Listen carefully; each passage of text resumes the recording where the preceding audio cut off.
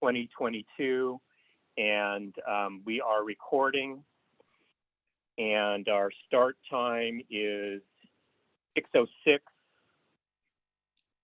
and I'll call the meeting to order and do roll call. Barry Johnson, I'm here. Peter Cole. Here. Marcia Newman. Here. Adele Slaughter. Here. Gail Steinberg. Excused. The Melanie Winter.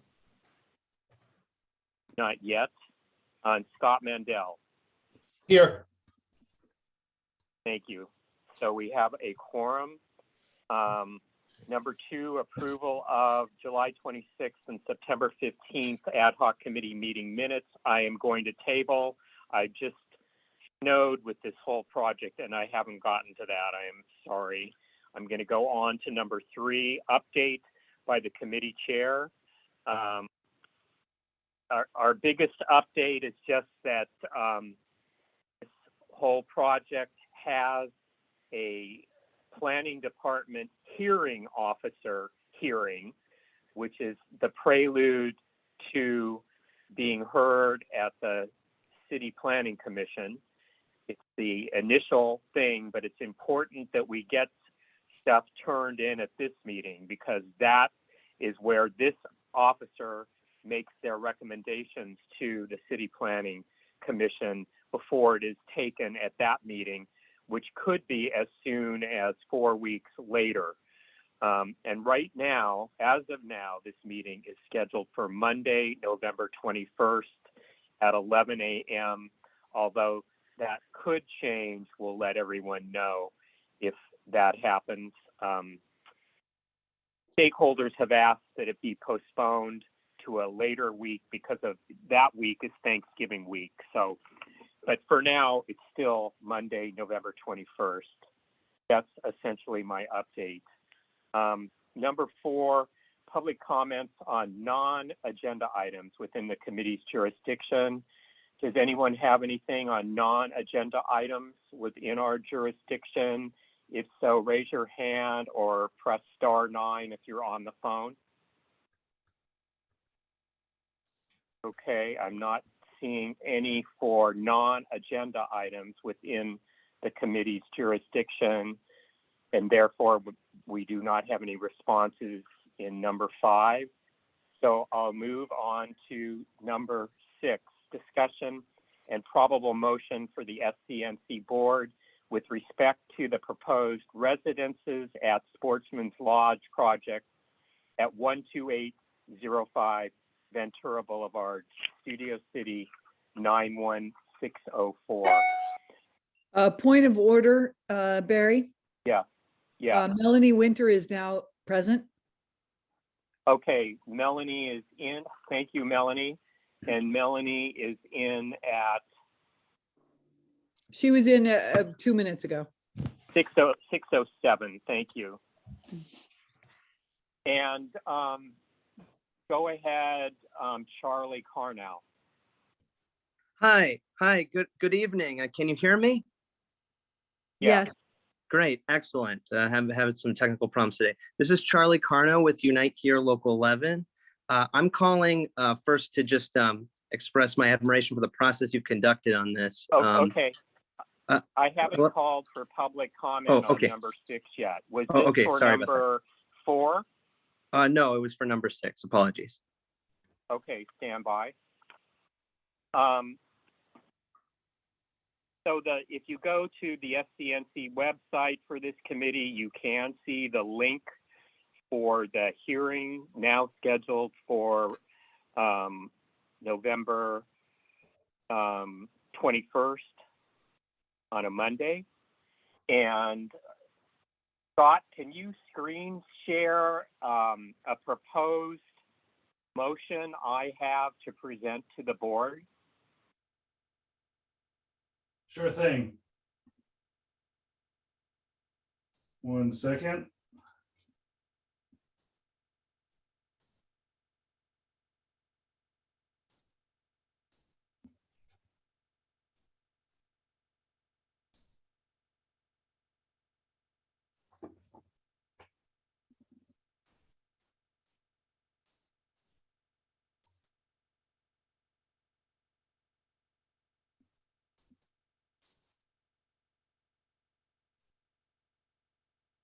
And I'm going to go ahead and read it.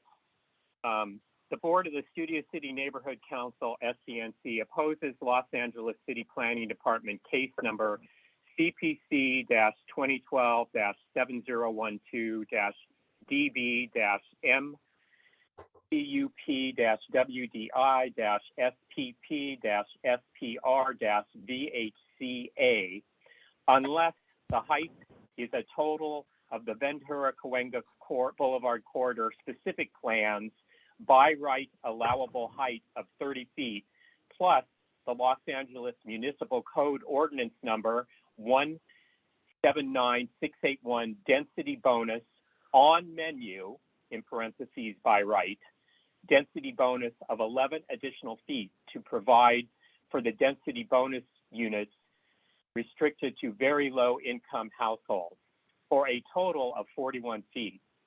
Furthermore, the SCNC opposes requests for any off-menu waiver or modification development standards that would have to be approved by the City Planning Commission, including a request for these 5 off-menu incentives at the site.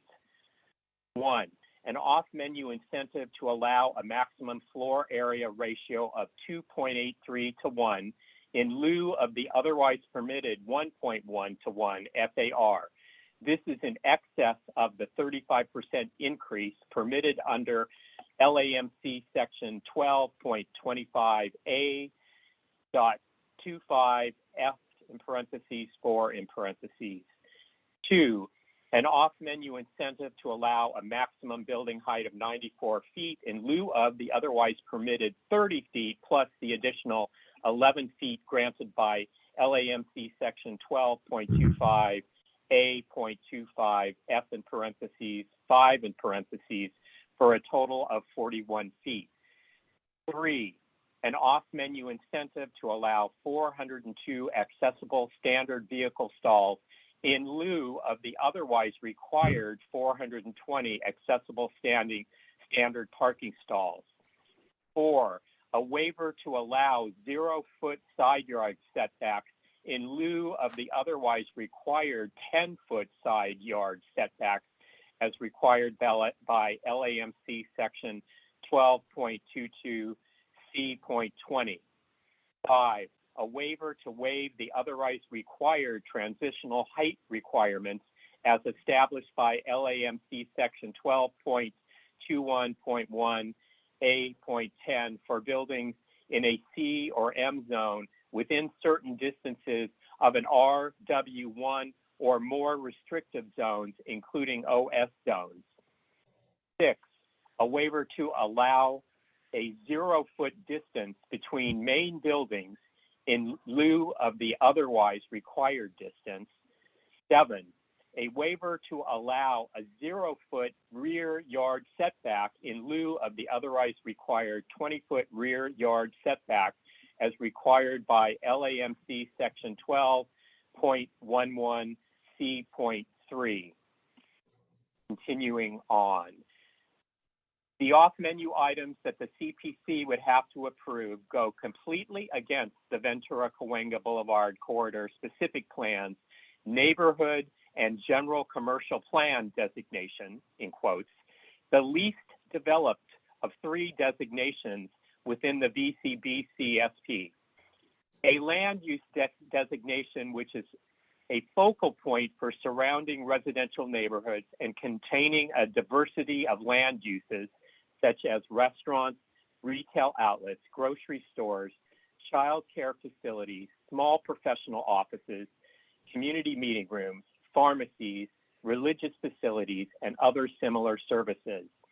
Additionally, Ventura Boulevard has the Boulevard 2 street classification, but Coldwater Canyon Avenue has only the Avenue 2 classification, a much narrower roadway which carries the vehicle traffic between the entire valley and Beverly Hills and beyond. This is one of the busiest intersections along the entirety of Ventura Boulevard and is on the critical intersections list of the VCBCSP.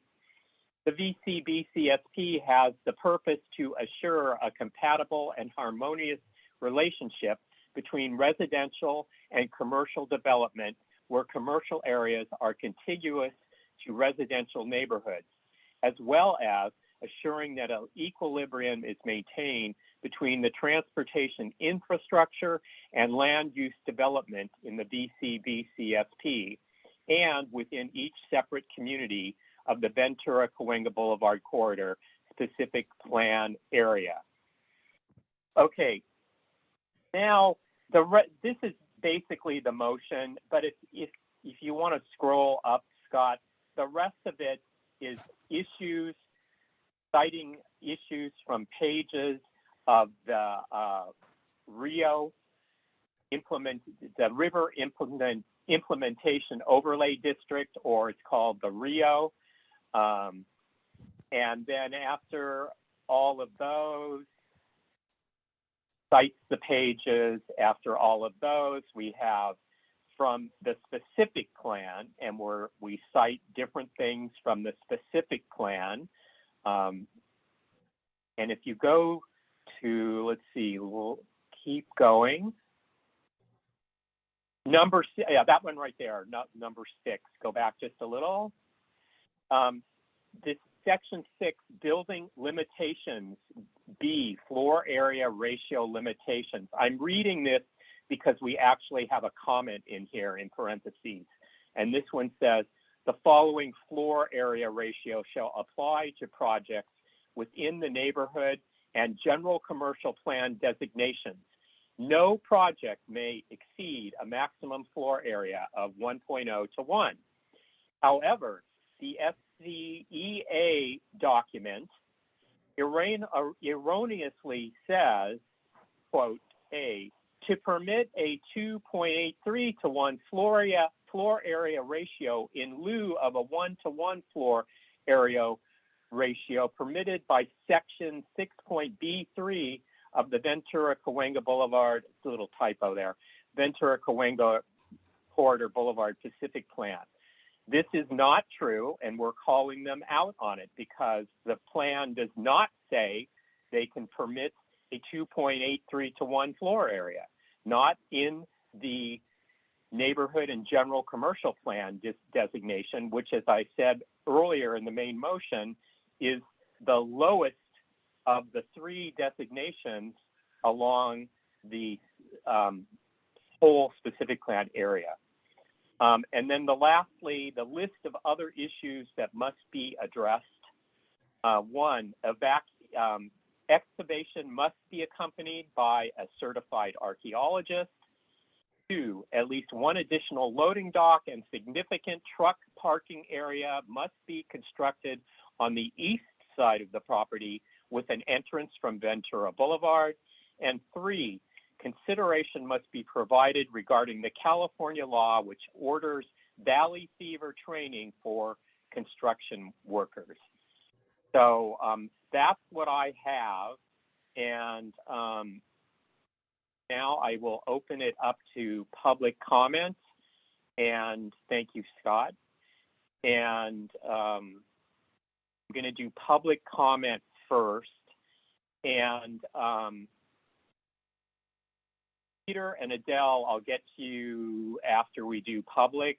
Chris, and one other thing I want to say, just in terms of any wish for historical designation of the present hotel, it's something that whoever wants it would have to apply for, and it is not within the purview of this ad hoc committee, and is not within the instructions given us to address.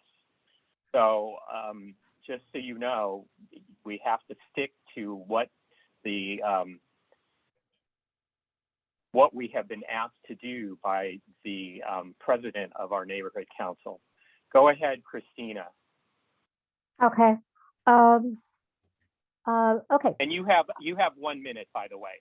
Okay, great. The Sportsman Lodge has always been a well-known landmark. I've been there several times. I've lived in the neighborhood going on 4 years. Before that, I was over there um, from the west side. And it's always been a place for community to meet, enjoy events together and to have fun. And I don't know of any other landmark besides that particular place in Studio City. I mean, it's the only landmark we have. I think it's well worth keeping. In regard to residences, I live not far from there, from the Sportsman Lodge, and there's a lot of crime in the area. I think it's a terrible idea for families and residences. 2 weeks ago, I went into a Bank of America around 8 at night to a secure Bank of America, and 2 people tried to get in to commit a crime, and as me as the victim, I had to call 911. That's just one thing, but I've almost been run over. Ventura Boulevard, the cars go down there about 100 miles an hour at night. You can hear them all night long. There's no police anywhere. I've almost been run over when I walk my dog going across there purposely. So I think it's a bad idea to bring families, residences in to anywhere near Ventura Boulevard. Okay, thank you for your comments, and we'll move on to Charlie Carno. You have 1 minute.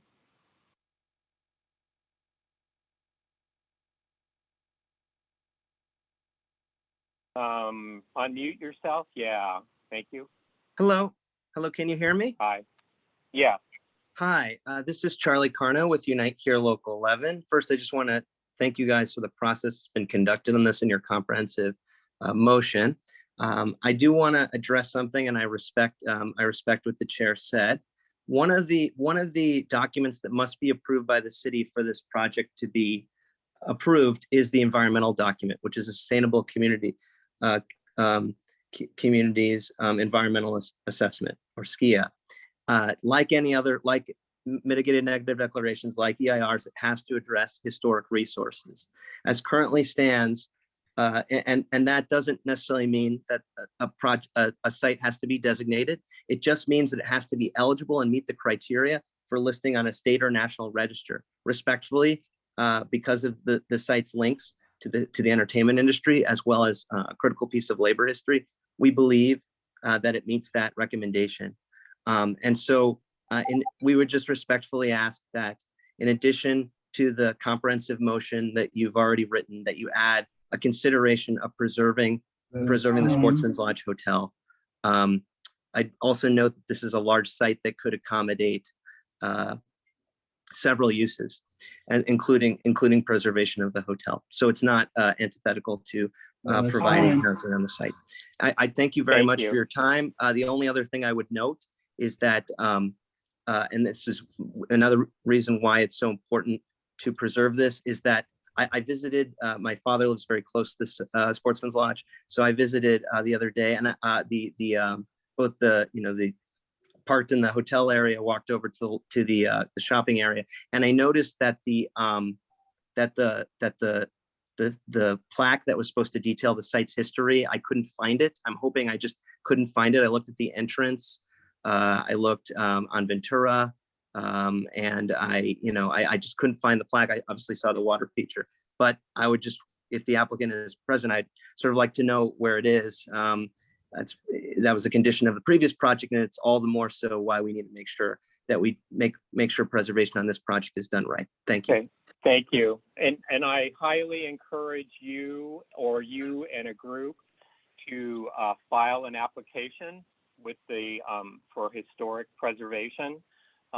Again, that is not the purview of this committee nor the Studio City Neighborhood Council. So we've had other things filed in Studio City, and they get filed by local entities. So I strongly encourage you to file that, or you and a group of people. Going on to Alexia Guevara. Go ahead, unmute yourself. Hi there. So my name is Alexia Guevara. I just say, as a lifelong resident of Sherman Oaks, I've become pretty aware with not only the traffic, but the congestion that exists along Ventura Boulevard and Cahuenga, and what seems almost all hours of the day. I also used to recently work at the Takaya located inside the Sportsman Lodge parking. So the parking there is really scarce already. So taking away the parking that exists for the project that is going to be developed, I feel like is a really bad idea. So I just hope you guys do oppose this project. Thank you. Thank you. Going on to Patrice Berlin. Hi, everybody. So Barry, how do you want to do this? Do you want to take point by point and then let people comment after each individual comment? Or excuse me, in your motion, or do we just have this one? Well, why don't you go ahead and give me something and I'm going to write it down and then we'll come back to discuss it. Okay, and then we will each be able to discuss all the other points along the line, right? Well, just ones that you might want to add something to. Right. Well, there's a few things, but for Yeah. right now, the first thing that I wanted to put out there was to make a note that they have to get another a new parking study that was not done during COVID, because that was one of the things they were allowed. DOT allowed them to change the landing requirements, and they were able to get a new parking study during COVID, and then DOT changed the requirements. So I think it would be important to get a new one on this project as well. Okay. Okay, Yeah. All right. Was that all that's it for now. Thank you. for now? Okay. Thank you, Patrice. Going on to Heidi McKay. Hi, can you hear me? Yeah. Oh, great. My microphone wasn't working before. I completely agree with Patrice to have a new traffic parking study, because of course it was done during COVID and that, or the safe at home, which obviously doesn't represent the reality at all. But otherwise, I highly support this motion. I think you did a great job. And I've also lived off Coldwater for 30 years near Ventura, and it's going to be a nightmare. There's no question. And if whoever's planning this planned the current parking situation at the landing, they need to hire another professional, because it's obviously been pretty much a nightmare. So and dangerous. There's a car accident just today, in fact. So hopefully all that will get fixed, because it's not a good plan at all as it is right now. That's it. Thank you. Thank you, Heidi. Uh-huh. Going on to Key Van. Yes, hello, hi. Yeah. Hi, how are you? This is Kayvan Muradian.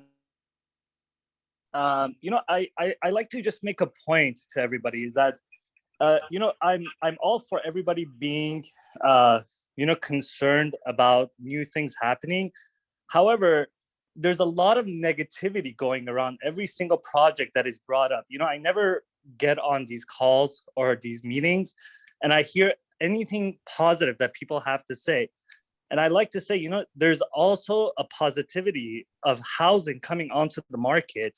People that are concerned about more housing coming onto the market, if you that is living in Studio City had the same concern, you wouldn't have housing to live in, So the fact that, I think everybody should always have a positive point of view also when it comes to these projects, and not just only look at the negatives and try to, push down the projects every chance they could get. So that's just something to think about, just to begin with. Thank you. Thank you for your comment. Moving on to call-in user number 1.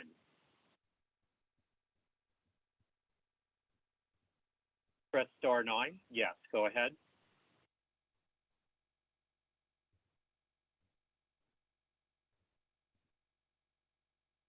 Go ahead, call-in user 1.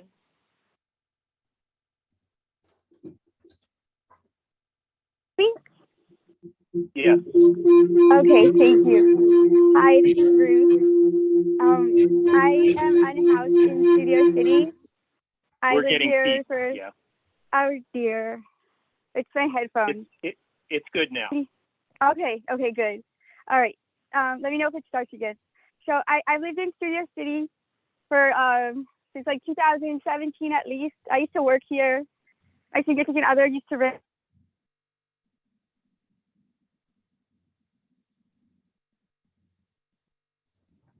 And call-in user, we lost your, yeah, we lost you.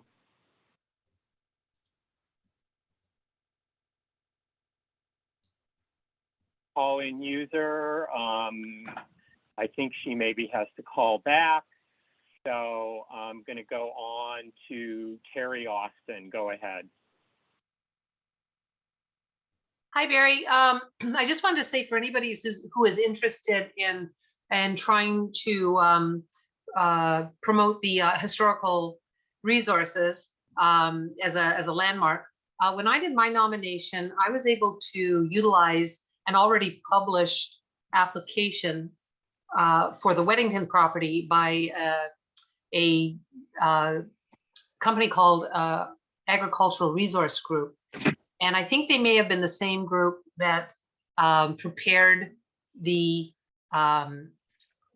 original report when the first part of this project was being developed or being proposed. So for anybody who wants to do it, there is a link on the Department of Planning for Historical Resources. It's a 4-page application. I really think that you could utilize the report that was already from a study. You're kind of fading, Terry.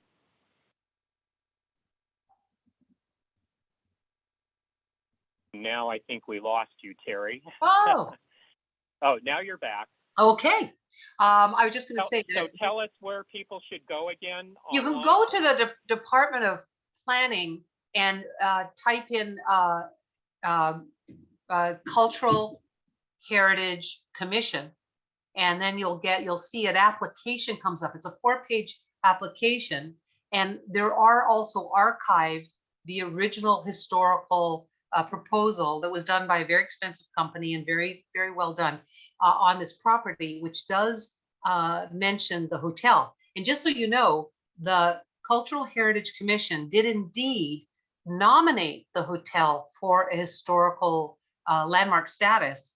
However, the Plum Committee, our favorites at the Planning and Land Use Management, declined to support that nomination. So I think a cover letter on the original submittal would probably save you a whole lot of work, and at least they would have to consider it because it was already approved by the CHC. And Terry, that was some years ago. Correct me if I'm wrong. 2016. Event center. Yeah. Well, no, that's when they were originally looking to develop that entire property, and it was done in 2 stages. So now we have that big white block monolith thing, and that was what they initially went forward with. But the proposal put forth, the historical nomination, was for the subject property, which included the hotel and the pond and the landscaping. So it's all included in that report. The fact that the developer went forward with only developing part of the land that doesn't matter. The original historical nomination was for the entire property. And I will say that I went over, if you also want to check out the LA Conservancy website and type in Sportsman's Lodge, you'll see that in the original, what am I trying to say? In the original statement from the commission, they put in it that if any work was to be done on the hotel, that it would have to be revisited to look at the location. So I think there's some wiggle room in there. It would just take resubmitting it. Okay. Thank you. You're welcome. Next is Lisa Sarkin. Go ahead.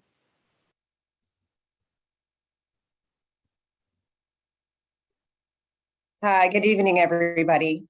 Terry, was Wazar the chair of the FOM at that time?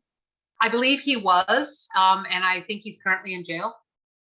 He won't be in jail. He's not in jail yet, but he probably will.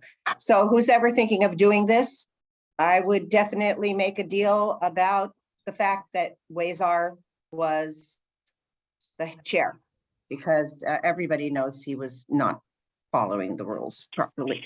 And Barry, I'd like to have some more time later, but I just wanted to ask Terry about that. Okay, thank you.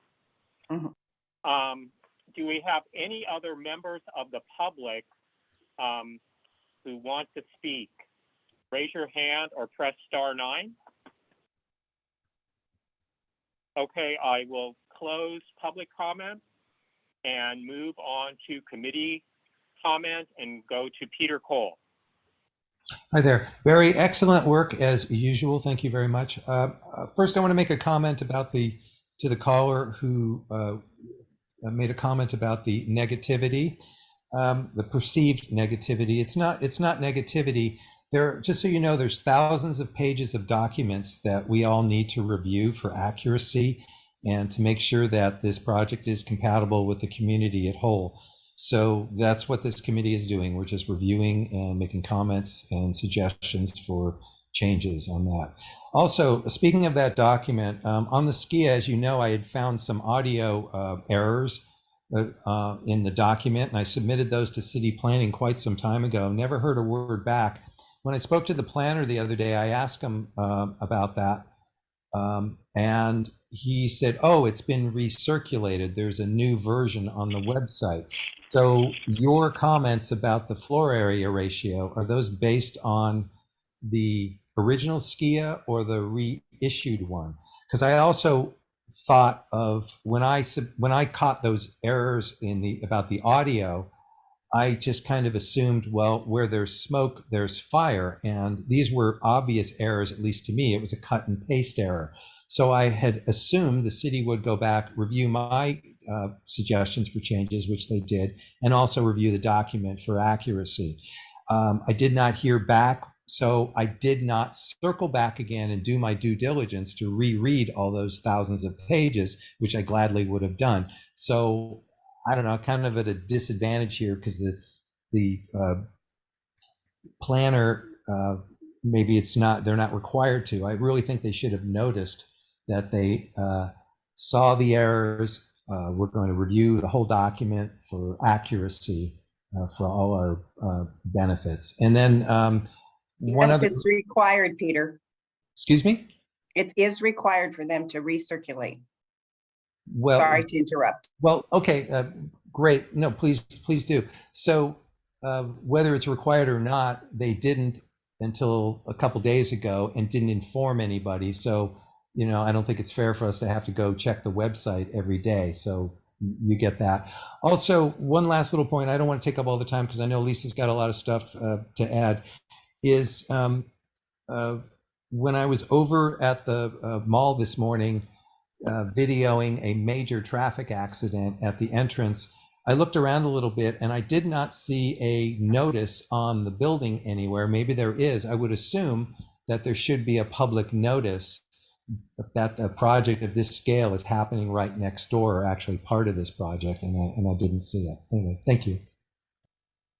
Thanks, and I would think the notice should be somewhere for the hearing. Also, Peter, in regards to the 2.83 to 1 FAR, that is from the original document, and that is actually, and I took from an email from you, and you had taken it off after you had read the original document back in July, I think, and sent it to me with that. But that part has not been corrected. So you did check the document that's on the website as of a couple days ago? Yeah. So Okay. I credit you with finding that, and it has not been fixed. So I don't know why they believe that, but they do. But that's why we wanted to point it out for this hearing officer. All right, thanks. Go ahead, Adele. Hi, can you hear me? Yes. So a couple of questions. One, is the officer here tonight? No, Okay. they typically do not attend. Oh, I thought they were Something like attending this. tonight. Okay. No. Number two, can you explain, I'm sorry to be so ignorant, but can you explain the floor area ratio, the 2.83 to 1 in lieu of the 1.0 to 1. What does that mean? Can I let Lisa You want Sorkin me do to it? do it? Yeah, Okay, 1-to-1 means if it's 10 feet, then they can only build 10 feet. Right. And Okay. the other, I'm sure you can multiply, but I mean, you see the difference? It's Yeah. almost 3 times. Yeah, okay. Got it. Okay. Because thanks. one of the things that, I mean, I think this is a great motion. I hope we have more to add to it, actually, because I mean, and this is to that caller who is speaking about, you know, being happy about wanting us to be happy about housing coming in. This is extraordinarily overbuilt for our community, in my opinion. And there are 78 affordable units out of 500 and what? I can't remember, 20, is it? And that is those market rate, who's going to live in that many market rate of housing? We, you know, we're having an economic crisis. People need housing. And so my feeling is they should be doing, you know, all affordable housing, and that would not stress out the neighborhood because people that would come in would be grateful and not, anyway, I can't speak to people's state of mind, but we don't need more market rate housing. We don't, full stop. And this is too big. And I hope that, I like this. I think we're pushing back on all their off menu incentive items, but I think how can we, the question I have for the committee is how can we push back on the largeness of this project that I think is inappropriate for the neighborhood, and how, and I'm not talking about let's not build something, but let's, I mean, I would love to save the hotel and the pool and the, you know, all of that, but how can we make something that fits our neighborhood here? Thanks. And it's interesting you bring that up, Adele. A couple, 2-3 years ago, we did a motion, the SCNC, that supported doing exactly what you say. There's a big NoHo housing project, still hasn't been built, around the North NoHo metro station.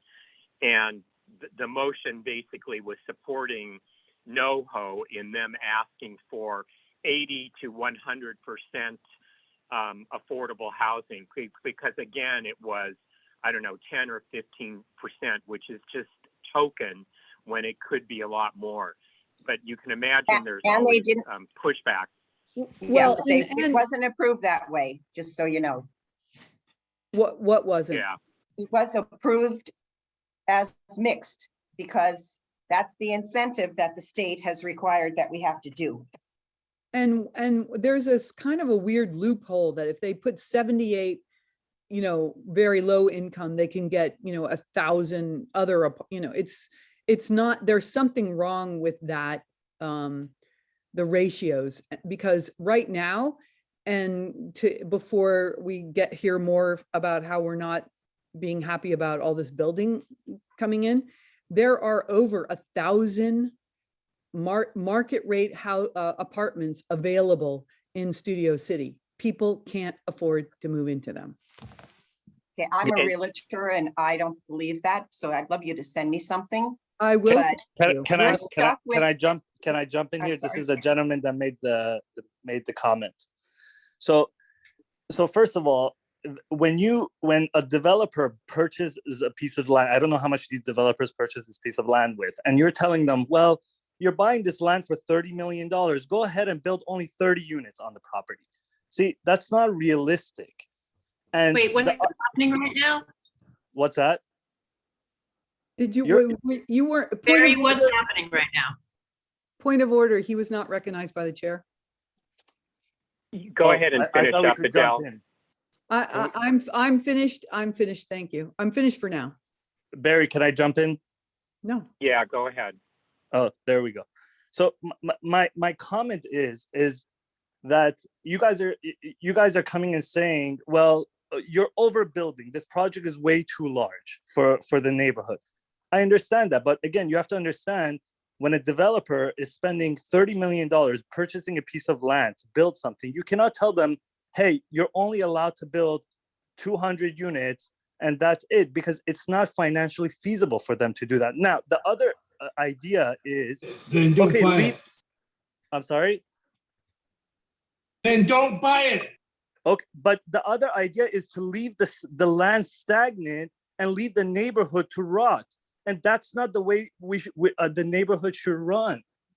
You know, and the homeless coming in, taking over. You see every property that is left alone is full of homeless people, you know, and I feel for them. And I think there should be a Okay. plan for that. But gonna- again, that's the alternative. The alternative is whether we improve the neighborhood by developing things where now the neighborhood council could come and say, let's do something to improve it. Let's make the project more improvable for the neighborhood. Let's build parks. Let's build things that will improve the neighborhood. Not That's to come what and we're say, doing. That's Okay. exactly. no, what we're but doing. all I hear about every Barry, single Barry, project. you need to You take need to get control. control. Okay. I just want to say that this neighborhood council and this committee is in support of something being built there. And we have said in our motion that the on-menu items we're in tune with.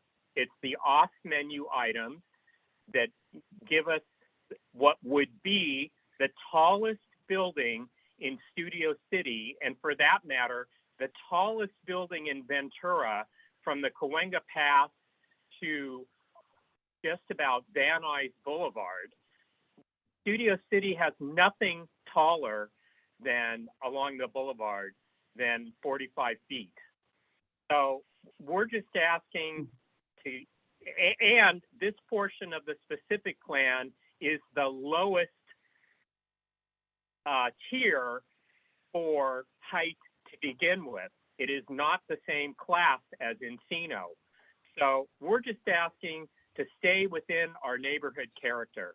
We're not saying don't build anything, and we're not saying tear down what's there and leave a vacant lot. And you can be sure the developer lobbyists over the years have made sure that all these bonuses come with low percentages. And that's exactly what they have when it's 15%. So, that's what we have to live with. And it's beyond May this I committee's ability to change those percentages at this point in time. May I expand on that? Yes. Kevon, they bought a property that they knew was in the specific plan area and what the restrictions were. And what they are asking for is 60 feet more than what was originally approved on that lot.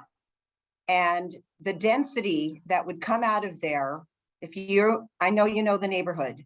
So if you were on Coldwater Canyon and Ventura and another 1,000 cars are coming out of this place, because of course we don't have any real transit at that corner for sure. Where would those cars, how could they get out to go to work, for whatever? And most of these units are going to be working people. So that is why this is too big, too much. And it's really so out of character, and it could cause the entire boulevard to have these types of buildings on it, which we Okay, can't. thank you. Go ahead, Richard. Yeah, well, my feeling is not only is it too big and too dense as for location, but they didn't really experiment with the fact of making an ultra quality boutique hotel. They didn't really think of anything else. Also, if the building and safety prohibits you from building, if you wanted to build a village like they had along what was it, Chandler or one at Oxnard on the freeway, they would not let you do that. You're not allowed to build something like that. So it's like, because you're not allowed to have this stuff, you had to build something else. I think that what they're building is much, much, much too tall. But other than that, basically, I'm sure the way of mitigating it, we've been fighting about this for years. Thank you. Thanks. And Melanie, I apologize for not getting you first. I had moved to the other side of the screen and I wasn't seeing your cubicle, but go ahead. No worries. Things got a little wacky there for a minute. I'm going to start by thanking Barry for putting all the effort into the letter. But I also want to make a gentle suggestion to this committee and this neighborhood council that we stop saying we want things to be in character. It's really hard to say that what we're doing is we're looking at what's allowed in the specific plan when we keep saying we want to preserve the neighborhood character. Whether you're aware of it or not, preserving neighborhood character is code for all kinds of things you just don't want to be accused of. And I know we're all good people here. So I'm going to make that gentle recommendation that we knock that off. Because it gets my back up every time. Moving on, substantive comments. I personally, I don't support what I think is number 3. I have a question about your language in that item. You say otherwise required 520 accessible. Yeah, it's off the hearing notice itself. Required? Yeah, it's the direct okay, so that's what they're thing saying from the right? hearing notice. Okay. Okay.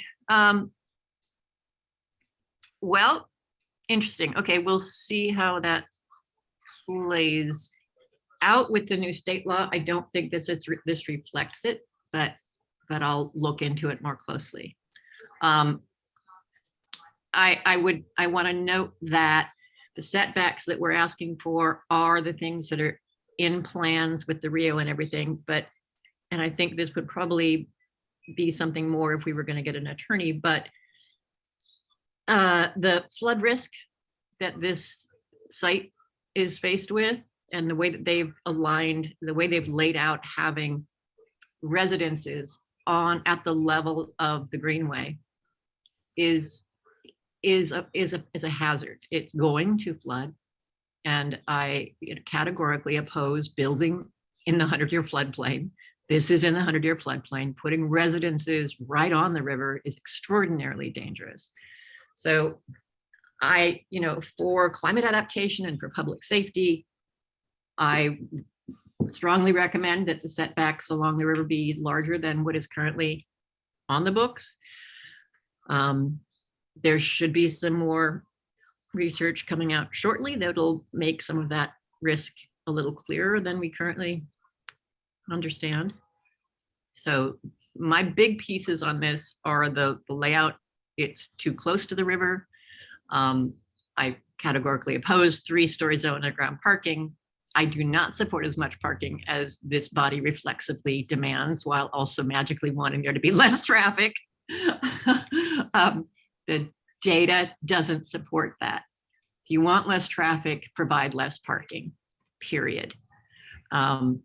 So that's where I stand on this, but I appreciate the work that you've put into this. And again, I'm going to recommend this body watch our language and how we talk about focusing on what's allowed in our specific plan and then constantly talking about neighborhood character, because it's not a good look.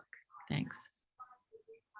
And Melanie, correct me if I'm wrong. I think the neighborhood character you've heard verbally discussed, but I don't, on the proposed motion, I don't think it's mentioned. No, it's not. And I appreciate that, Barry. I'm just talking about in committee and at the neighborhood council meetings. And I'm just so weary. And I just gently want to put that in front of you for you all to reflect on that. And Melanie, can I ask that you send me an email on the flood risk issue.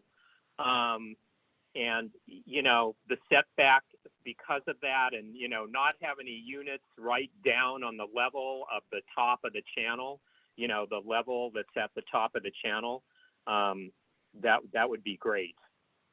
Sure. I mean, it's going to require a redesign of the proposed development, honestly, and anything that we're looking at in Studio City, it's a bit different when you're down further downstream a bit, because there is a larger height differential between the river itself and the land use above. But for the most part, you just don't build along the river in the future. Moving forward, it just needs to be open space for public safety, for all of our sakes. That's just, yeah. All right, I'll send you an email. Yes. Thanks. I'm sure a seawall would be possible. No, no, we're not raising the tunnel walls. Barry, may I Just so say you- something now? Let me just say one thing and I'll get to you. My intention tonight is to pass this out of committee because we don't have time to have another meeting. But the items like I have asked Melanie to send me, I will make up a list and give to our president for our next board meeting. And they would be amendments that would go at the bottom of this thing that says list of other issues that must be addressed. So, for instance, Melanie's things would be added on as a friendly amendment at the bottom of this under list of other issues that must be addressed. So that is my intent tonight. Go ahead, Lisa. Okay, so for the plan review board, I've met with lots of developers, and I have said that what Melanie just said, that there's really an issue with trying to dig underground. And I'm just going to put this out there. This is a thought that I have, but I don't have any proof about this. I believe that 41 feet plus whatever 3 stories of parking is might get to the 93 feet. And I'm very leery that I believe that they may already know that there's no way they can build that underground building, or that it would be so catastrophically expensive that they would ask to have the parking then above ground. Now, we have a history of that in Studio City, all actually on above the Firefly is an SB 1818 building on a strictly residential street. And they were supposed to put their 2 levels of parking underground. And once they started digging, all they could do was have water in the hole. And it wasn't that long ago. And so they were just allowed with no other hearings, without anything else going on. They were just allowed to put those 2 floors of parking and make the building that much higher. So I really suspect that that might be where this 94 feet comes from, because the building sure doesn't really look like it's that much higher than the rest where the 94 feet is. Well, Okay. Lisa, I suggest in this list of other issues that we add on an item that talks about it being no more than the 30 feet plus the 11-foot density bonus, no matter where the parking is. The bottom line is the total height of the building can't be any higher than the allowed 41. So we can add that on too. I'm making a note. Okay, thank you. Go ahead, call in user 2. And then I'll get to you, Peter. And call in user 2, press *9.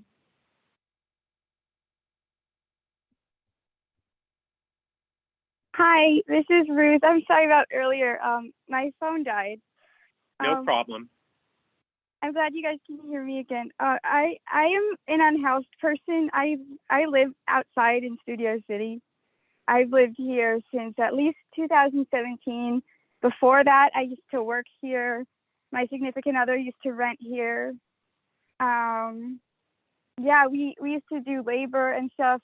We worked at the Sportsman Lodge Event Center. I think in like 2016 or 17. I heard somebody say that this property would be taken over by homeless people if this didn't happen. And if that's the reason you are doing this, that's really interesting because, you know, we don't take over somewhere just because we're there. Like, we're just existing, you know? We're not trying to claim it. We didn't put a flag up, you know? I've actually gotten some improvements made to the Greenway, different stretches of it, in the time I've been unhoused here. We come to these meetings, we listen to these meetings, like, we're one of only, like a few dozen people that actually does this because we care about where we live. The Sportsman's Lodge Event Center was demolished, but the hotel was used for Project Room Key, that none of the homeless people that lived in the area of the Sportsman's Lodge before it was a Project Room Key for years, none of us were able to access the rooms at the Project Room Key. We tried to get in. We couldn't get in. And now it sounds like there's going to be these units built that we're not going to be able to afford, and that are not going to even take our subsidies if we're lucky enough to get a subsidy, like a voucher. So I would love to support a low-income housing project here. Studio City needs that. But if the goal is to just displace homeless people while also not giving them a place they can access to live in, it sounds like you're right on track. Thanks. Thank you, Ruth. Go ahead, Peter. Yeah, I want to get back to your motion. Item 3 and 4. So item 3 talks about parking, and after you sent the motion around 4 o'clock, I started to look at that, and then we were looking at the plans for the parking. I think we need to dig into this. Maybe Lisa knows the details of this, but it seems like there's all kinds of careful language being used for how much parking there really is. There's 2 projects here. The planner wants us to not talk about the other one, but they use the same entrance. They are shared, so I don't see how they can be separated. There's talk of tandem parking spots, but there's also some of the apartments are 1.5 autos per unit. So if you've got 2 spots that are tandem and 1.5 per unit, so now you've got 2 different units on a tandem, and what are you supposed to do? Give all your neighbors your car keys to move? There's also talk about lifts in there. Where are those lifts going to be for which units? There's also talk about EV charging. Well, what if I have an EV and the lifts are for the apartments and I need to charge my car? There's no meat in their plan as to what they're talking about with the parking. It seems extremely thin, the parking. Then we can talk more about that in a minute. Also, my major issue is the setbacks to the rear. This also affected the project near Lisa, and Barry, you have the not the artist renderings, the architect rendering that I had created.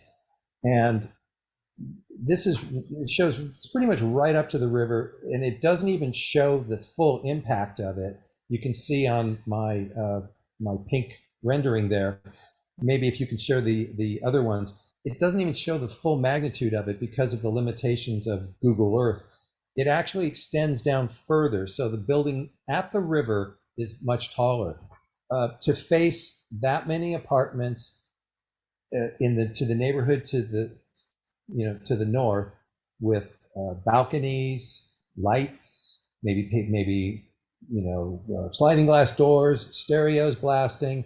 We all know this area right by the river, all up and down the river, is the sound travels like crazy. This is a non-starter here to face units to the river.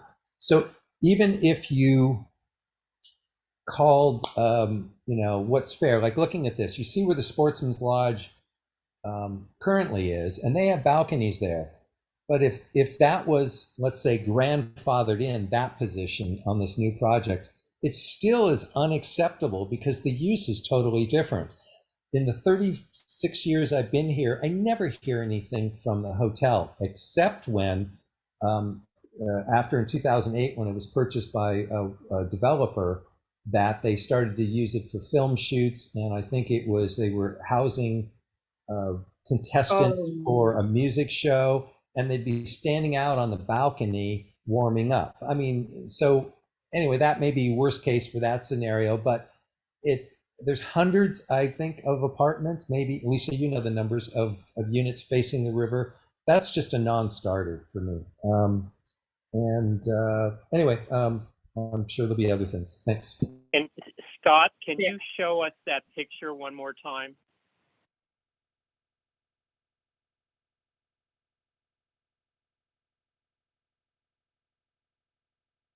Yeah, and when we go back to with before, yeah, where those trees are at the bottom there, right on the far side of the river, the building would go right up to that where those trees are, you know, and be at the level practically of the bike path. Yeah, thank you.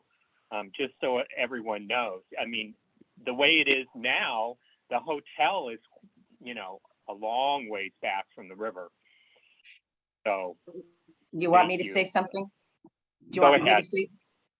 Yeah, go All ahead, right, and then so we'll go to Melanie. I don't remember when it was because I lost 2 years, but I think it was 15 years ago. What Peter's talking about, we had a developer that wanted to buy the corner of Ventura and Colfax and put in 397 600 square foot units with basically no parking. So one floor of parking under a building like that there was so many parking spaces missing.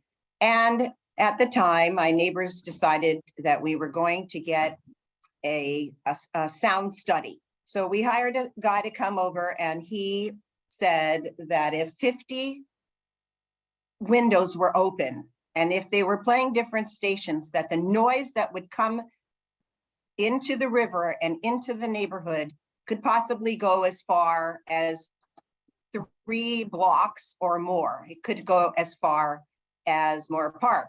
So just for an example, when somebody has a party on the hillside, the houses that are above Ventura Boulevard, you can hear it way past Moore Park.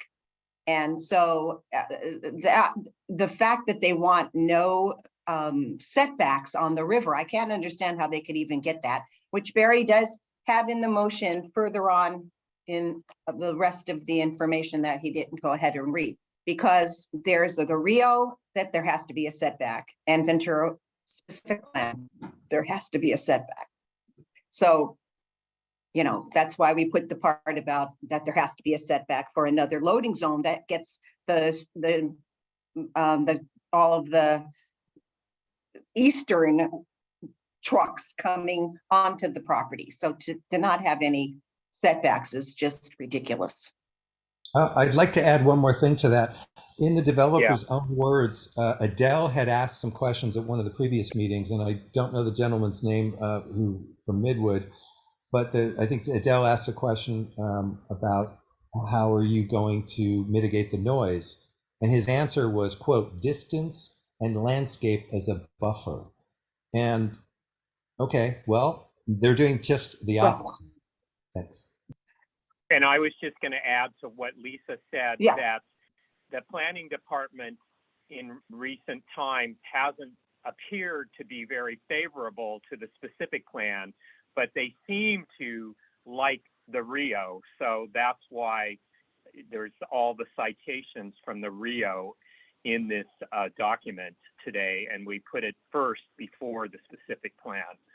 So go ahead, Melanie.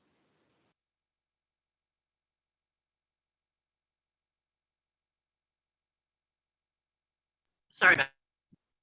Okay. So a comment about below ground parking. What they have to do is pump groundwater. There's not enough landscaping on the site to put that water to use on site.